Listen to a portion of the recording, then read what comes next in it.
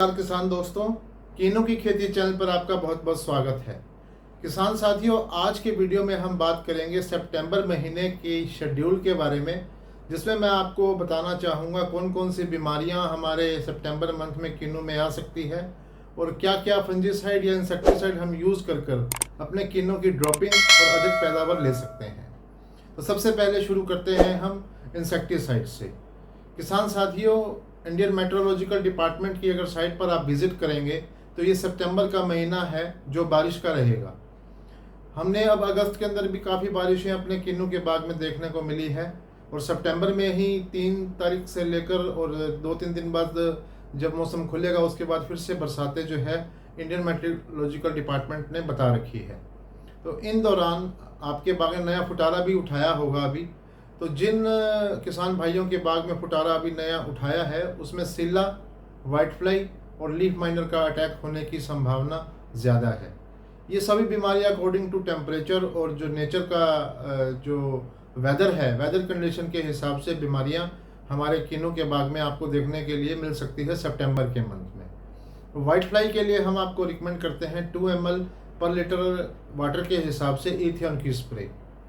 जैसे कि मैंने पहले एग्जिस्टिंग वीडियोस में आपको ऑलरेडी बताया है, अगर हमारे बाग में सिला, लीफ माइनर और ये वाइट फ्लाई देखने को मिलती है तो हम इन सब का एक कॉम्बिनेशन प्रोफेनोफोस 2 ml पर लीटर वाटर के हिसाब से प्लस 0.4 ग्राम के हिसाब से एक्टारा या फिर 0.4 ग्राम के हिसाब से मिडाक्लोप्राइड स्प्रे कर इन तीनों इंसेक्ट को हम अपने बाग में आने से कंट्रोल कर सकते हैं। अगर वाइट फ्लाई आपको ज़्यादा दिखती है तो आप प्रोफेनोफोस करवाने के बाद आप इथियन की स्प्रे भी करवा सकते हैं। सेकंड जो मैं आपको बताना चाहूँगा वो है ड्रॉपिंग। किसान साथियों, सितंबर के मंथ में आपको प्री हार्वेस्ट ड्रॉपिंग देखने को मिल सकती है। ड्रॉपिंग की वीडियोस हम ऑलरेडी अपने चैनल पर अपलोड कर चुके हैं। यहाँ मैं ज़्यादा समय ना लेता हुआ सिर्फ आपको ये डिस्कस करना चाहूँगा। ड्रॉपिंग 2 तरीके से हमारे बाग में देखने को मिल सकती है, एक फिजियोलॉजिकल कंडीशन और second pathological condition. Physiological condition का मतलब है वेदर के कारण या फिर आपके न्यूट्रिएंट जो है मिसमैनेजमेंट के कारण, अगर आपका पानी का जो मिसमैनेजमेंट है उसके कारण, न्यूट्रिएंट की डेफिशिएंसी के कारण, ये सब जितनी भी कैटेगरी हैं ये फिजियोलॉजिकल ड्रॉपिंग में रखते हैं। और पैथोलॉजिकल ड्रॉपिंग में आपको फंगस और जो इंसेक्ट है उसकी वजह से ड्रॉपिंग देखने को मिल सकती है।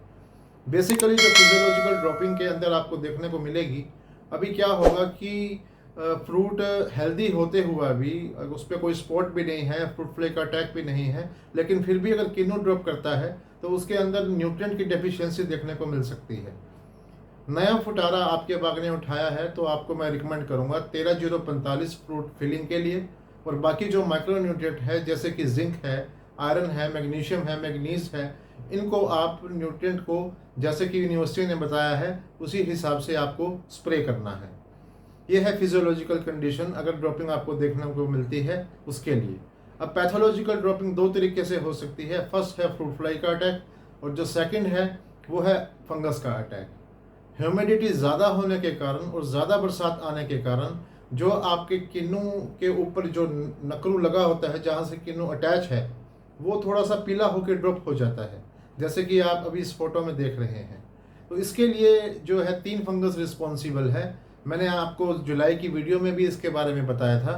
पहला नंबर है डिप्लोडिया, सेकंड अल्टरनेरिया और तीसरा है कोलेटोट्रिकम। इन तीनों के लिए पंजाब एग्रीकल्चर यूनिवर्सिटी जो रिकमेंड करती है वो करती है कॉपर की स्प्रे। तो निरंतर आपको बारिश के बाद भी कॉपर की स्प्रे करनी चाहिए, जैसे कि हम ऑलरेडी अपने वीडियो में बताए हैं कि 2 ग्राम के हिसाब से आप कोसाइड कर सकते हैं, 3 ग्राम पर लीटर वाटर के हिसाब आप कॉपर ऑक्सीक्लोराइड कर सकते हैं और 2 ml से 3 ml कॉपर पेंटाहाइड्रेट आप यूज़ कर सकते हैं, जो कि लिक्विड कॉपर के नाम से भी जाना जाता है। तो ये डिप्लोडिया, अल्टरनेरिया और कोलेटोट्रिकम 3 जो पैथोलॉजिकल डिसऑर्डर के कारण हमारी ड्रॉपिंग है वो आप इनकी स्प्रे का यूज़ करके उसे रोक सकते हैं। और जो सेकंड पैथोलॉजिकल ड्रॉपिंग में आती है वो है फ्रूट फ्लाई। इस साल फ्रूट फ्लाई का अटैक हमारे बागों में नियर अबाउट सिरसा के और आसपास के जितने भी डिस्ट्रिक्ट हैं वो जो किसान हमारे से जुड़े हैं, तो इस बार क्या है, फ्रूट फ्लाई का अटैक पिछले साल के मुकाबले जल्दी है। और वो जल्दी इसलिए है ताकि जो वेदर है उनके फ्रूट फ्लाई के हिसाब से बहुत फेवरेबल है।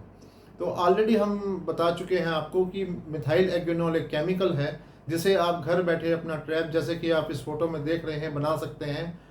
100 लीटर 100 ml या 150 ml आप हाफ लीटर या 1 लीटर की जो उसमें बॉटल में लेकर ऊपर जो है 4 सुराख कर कर उसमें 1 ml मिथाइल एथेनॉल अगर डाल देते हैं तो आसपास के जितने भी fruit fly, oriental fruit fly जिसको जो हमारे किन्नों को डिस्टर्ब करती है, वो उसमें आकर हम उसको पकड़ सकते हैं और हमारी ड्रॉपिंग को रोक सकते हैं। अगस्त के महीने में काफ़ी सारे किसानों के संपर्क में मैं रहा हूँ और मैंने देखा है उसमें कि जो हमारे पत्ते हैं वो बैक साइड की तरफ जो है इस तरीके से टर्न होने स्टार्ट हो गए हैं। तो किसान भाइयों, ये जो कुछ जो आपके बाग में जो डॉक्टर आते हैं या अधिकारी आते हैं वो बताते हैं कि भी इसमें निमाटोड है।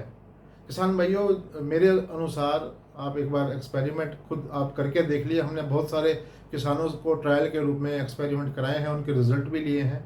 ये निमाटोड की बीमारी नहीं, जिससे अपन जो लीफ है वो हमारी उल्टी तरफ जो है मोल्ड हो जाती है। आपको इसको बचाने के लिए 13-0-45 10 ग्राम पर लीटर वाटर के हिसाब से और साथ में 5 ग्राम प्रति लीटर पानी के हिसाब से आपको कैल्शियम नाइट्रेट की स्प्रे करनी है। कहीं कहीं बोरोन की टॉक्सिसिटी इस बार देखने को मिली है। ज़्यादा बारिश आने के कारण जो बोरोन का अपटेक है वो प्लांट बहुत अच्छे से कर लेता है और सिरसा एरिया के मैंने 100 से ज़्यादा जो सॉइल की टेस्टिंग रिपोर्ट देखी है उसमें बोरोन हमारे ऑलरेडी सॉइल में बहुत ज़्यादा है और टेम्परेचर अनुकूल है तो बोरोन प्लांट एकदम से जो है उसको एग्जॉस्ट करता है सॉइल से और हमारी जो लीफ है वो टर्न हो जाती है और साथ में उस पर जो टिप है वो येलो कलर की बर्न हो जाती है, जैसे कि आप इसमें फ़ोटो में अभी देख पा रहे हैं। तो इसके लिए आप 13-0-45 10 ग्राम पर लीटर वाटर के हिसाब से और कैल्शियम नाइट्रेट 5 ग्राम पर लीटर वाटर के हिसाब से अपना स्प्रे कर कर जो ये लीफ मोल्ड हो रही है उसको आप अपना बचा सकते हैं। हम 13-0-45 और कैल्शियम नाइट्रेट की स्प्रे इसलिए इस सितंबर मंथ में 2 या 3 स्प्रे निकलवाने को बोलते हैं। उसका कारण आप समझिए। मान लीजिए ये आपका फ्रूट है, ये आपका फ्रूट है। अगर 13-0-45 हम स्प्रे करते हैं, 13-0-45 का जो काम है वो है जूस की फिलिंग करना। तो जूस अंदर से कंटेंट बढ़ रहा है लेकिन जो बाहर का खोल है हमारा जो ग्रीन कलर का है अभी वो काफ़ी हार्ड है, तो उस कारण फ्रूट जो है कहीं कहीं देखा होगा आपने कि फट भी जाता है। तो उसको क्रैकिंग को बचाने के लिए हम कैल्शियम नाइट्रेट की स्प्रे करते हैं। कैल्शियम को अगर हम प्लांट में स्प्रे करते हैं तो उसका बेनिफिट है हमें सेल एक्सपेंशन के लिए। जो बाहर का खोल है, जो कोशिकाएं हैं वो एक्सपेंड होगी और फ्रूट जो है हमारा फिल होता रहेगा और जो फ्रूट है फटने के चांसेस आपके काफ़ी कम हो जाएंगे। कुछ जो अपने अधिकारी हैं वो ये सोचते हैं कि भी अगर बोरोन की डेफिशिएंसी के कारण फ्रूट फट रहा है तो ऐसा भी हो सकता है। अगर आपके सॉइल के अंदर सॉइल रिपोर्ट में अगर बोरोन की अगर कमी है और उसके बाद आपको फ्रूट फटता हुआ दिखता है तो आपको बोरोन की स्प्रे 1 ग्राम पर लीटर वाटर के हिसाब से अपने बाग में उसको फटने से बचाने के लिए करवानी होगी। 4th पॉइंट जिसमें अपना कुछ किसान भाइयों ने साइपरमेथ्रिन, सोलोमोन या जिस प्रोडक्ट के पीछे थ्रिन साल्ट आता है, सिंथेटिक पायरीथिनोइड आता है, वो अपने इन महीनों में जैसे अप्रैल, मई, जून, जुलाई में अगर स्प्रे की है तो आपको वाइट फ्लाई के लिए आपको इथियन की स्प्रे करनी मस्ट है। किसान भाइयों, जो थ्रिन वाला साल्ट हम ऑलरेडी भी बता चुके हैं कि थ्रिन वाला साल्ट हम अपने बाग में यूज़ नहीं करना चाहिए। सिंथेटिक होने की वजह से वाइट फ्लाई का अटैक हमें अपने बाग में देखने को मिलता है। तो वाइट फ्लाई अगर कंट्रोल हम अपने बाग में नहीं कर सकते तो जो सूटी मोल्ड है, जैसे कि आप फोटो में देख रहे हैं, ब्लैक कलर का जो एक पाउडर है वो हमारे पत्तियों पे स्टॉक हो जाता है, जिससे फोटोसिंथेसिस की जो प्रक्रिया है वो कम हो जाती है। जो खाना बनाने की पौधे की क्षमता है वो कम हो जाती है, इस वजह से भी फ्रूट ड्रॉप हो सकता है। तो सूटी मोल्ड या कालेपन जो अपने बाग को बचाने के लिए हमें 2 ml पर लीटर वाटर के हिसाब से इथियन और 2.5 ml पर लीटर वाटर के हिसाब से हम क्यूमानिल की स्प्रे अपने बाग में कर सकते हैं। 5th जो पॉइंट मैं आपको कहना चाहूँगा, अप्रैल और मई के मंथ में जिन किसान भाइयों ने एलियट 2.5 ग्राम पर लीटर वाटर के हिसाब से यूज़ किया है उनका यह सितंबर का महीना मस्ट है एलियट यूज़ करने के लिए। एलियट जो है एक बहुत ही अच्छा फंजीसाइड है, सिस्टेमिक है, 2 वे एक्शन वाला है, जिसमें कई सारी बीमारियां आप अपने फंगस की कंट्रोल कर सकते हैं। जैसे कि मैंने आपको अभी बताया, डिप्लोडिया, कोलेक्टोट्रिकम और अल्टरनेरिया, 3 तरह की जो फंगस हमारे बाग में इस सितंबर के मंथ में देखने को मिलती है, उससे आप एलियट की स्प्रे करके कम कर सकते हैं।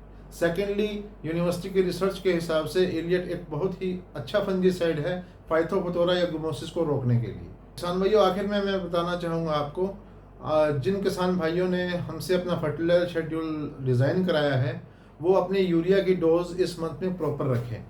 नाइट्रोजन की डोज अगर हमें कम मिलेगी तो भी ड्रॉपिंग आपको बाग में देखने के लिए मिल सकती है। सुपर की डोज ऑलरेडी हमने काफ़ी सारे चार्ट किसान भाइयों को बना के दिए हैं।